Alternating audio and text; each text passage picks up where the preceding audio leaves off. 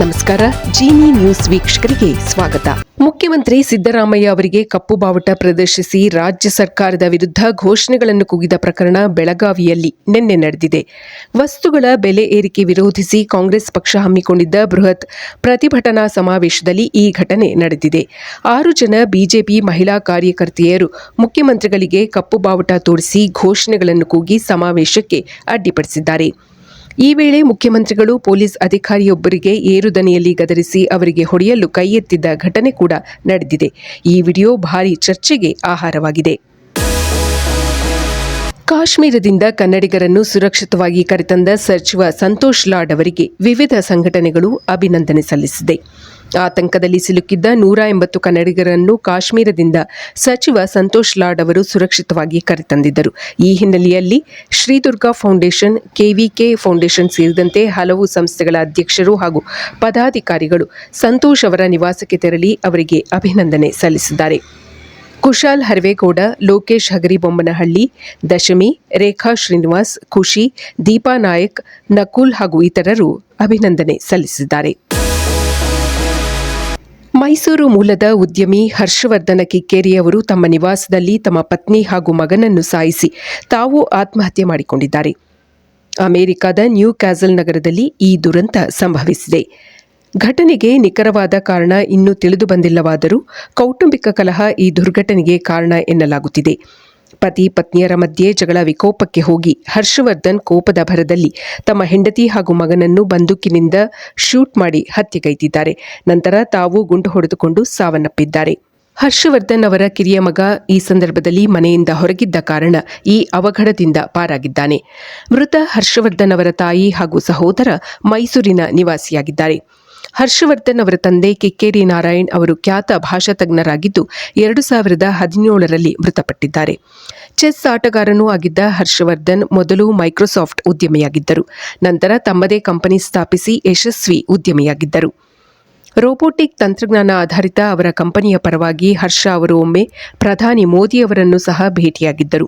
ಗಡಿಯಲ್ಲಿ ಯೋಧರಂತೆ ಕಾವಲು ಕಾಯುವ ರೋಬೋಟ್ಗಳನ್ನು ಅಭಿವೃದ್ಧಿಪಡಿಸಿಕೊಡುವುದಾಗಿ ಹರ್ಷ ಅವರು ಪ್ರಧಾನಿಯವರಿಗೆ ತಿಳಿಸಿದ್ದರು.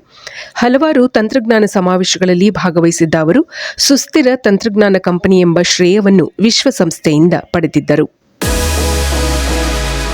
ಹನೂರು ತಾಲೂಕಿನ ಲೊಕ್ಕನಹಳ್ಳಿಯಲ್ಲಿ 12 ವರ್ಷದ ಬಾಲಕ ನೇಣು ಬಿಗಿದುಕೊಂಡು ಆತ್ಮಹತ್ಯೆ ಮಾಡಿಕೊಂಡಿರುವ ಘಟನೆ ವರದಿಯಾಗಿದೆ. ಲೊಕ್ಕನಹಳ್ಳಿ ಗ್ರಾಮ ಪಂಚಾಯತ್ನಲ್ಲಿ ಬಿಲ್ ಕಲೆಕ್ಟರ್ ಆಗಿರುವ ಶೀಲಾ ಅವರ ಪುತ್ರ ಪ್ರಜ್ವಲ್ ಮೃತ ಬಾಲಕನಾಗಿದ್ದಾನೆ. ಪ್ರಜ್ವಲ್ ತನ್ನ ಸಂಬಂಧಿಕರ ಮಗುವಾದ ಅಭಿಷೇಕ್ ಜೊತೆಗೆ ಆಟವಾಡುತ್ತಿದ್ದ. ಆ ಸಂದರ್ಭದಲ್ಲಿ ಆ ಮಗುವಿನ ಕಾಲಿಗೆ ಆಕಸ್ಮಿಕವಾಗಿ ಪೆಟ್ಟಾಗಿದೆ. ಮಗುವಿನ ಪೋಷಕರು ಮಗುವನ್ನು ಆಸ್ಪತ್ರೆಗೆ ಕರೆದುಕೊಂಡು ಹೋಗಿದ್ದಾರೆ. ಇದರಿಂದ ತೀವ್ರ ಆತಂಕಕ್ಕೆ ಒಳಗಾಗಿದ್ದ ಪ್ರಜ್ವಲ್ ನೇಣಿಗೆ ಕೊರಳೊಡ್ಡಿದ್ದಾನೆ. ಅಖಿಲ ಕರ್ನಾಟಕ ಬ್ರಾಹ್ಮಣ ಮಹಾಸಭಾ ಸದಸ್ಯತ್ವ ಅಭಿಯಾನ ಆರಂಭವಾಗಿದೆ. ಮೈಸೂರಿನಲ್ಲಿ ಏಪ್ರಿಲ್ 28ರಂದು ಈ ಅಭಿಯಾನಕ್ಕೆ ಶಾಸಕ ಶ್ರೀವತ್ಸ ಅವರು ಚಾಲನೆ ನೀಡಿದರು. ಮೈಸೂರಿನ ವಿವಿಧ ಬಡಾವಣೆಯ 200ಕ್ಕೂ ಹೆಚ್ಚು ವಿಪ್ರರು ಬ್ರಾಹ್ಮಣ ಮಹಾಸಭಾಕ್ಕೆ ಸದಸ್ಯತ್ವ ಪಡೆದರು.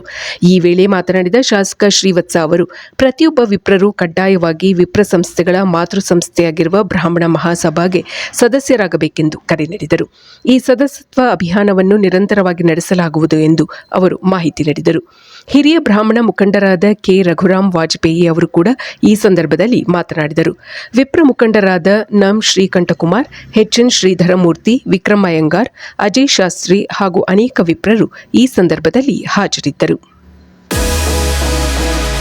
ಮೈಸೂರಿನ ಕಡಕೊಳ ಗ್ರಾಮದಲ್ಲಿ ಡಾಕ್ಟರ್ ಬಿಆರ್ ಅಂಬೇಡ್ಕರ್ ಅವರ 134ನೇ ಜಯಂತಿಯನ್ನು ಏಪ್ರಿಲ್ 28ರಂದು ಆಚರಿಸಲಾಯಿತು. ಸಮಾರಂಭವನ್ನು ಮೈಸೂರಿನ ಮಾಜಿ ಮೇಯರ್ ಪುರುಷೋತ್ತಮ ಅವರು ಉದ್ಘಾಟಿಸಿದರು. ನಂತರ ಮಾತನಾಡಿದ ಅವರು, ಅಂಬೇಡ್ಕರ್ ಅವರು ಕೇವಲ ಒಂದು ಜಾತಿಗೆ ಸೀಮಿತವಾಗಿಲ್ಲ, ಎಲ್ಲ ವರ್ಗದ ಸಮಾನತೆಗೆ ಹೋರಾಡಿದ್ದ ಅಂಬೇಡ್ಕರ್ ಅವರ ಆದರ್ಶ ಅನುಕರಣೀಯ ಎಂದರು. ಕಡಕೋಳ ಪಂಚಾಯಿತಿಯ CEO Deepa HR, DYSP Kareem Rawantar, AHINDA ಸದಸ್ಯರು, ಗ್ರಾಮ ಪಂಚಾಯಿತಿ ಸದಸ್ಯರು ಹಾಗೂ ಗ್ರಾಮಸ್ಥರು ಕಾರ್ಯಕ್ರಮದಲ್ಲಿ ಭಾಗವಹಿಸಿದ್ದರು. ಇದು ಈ ದಿನದ ಸುದ್ದಿಗಳು. ನಿರಂತರ ಸುದ್ದಿಗಳಿಗಾಗಿ ವೀಕ್ಷಿಸುತ್ತಿರಿ ಜೀನಿ ನ್ಯೂಸ್. ನಮಸ್ಕಾರ.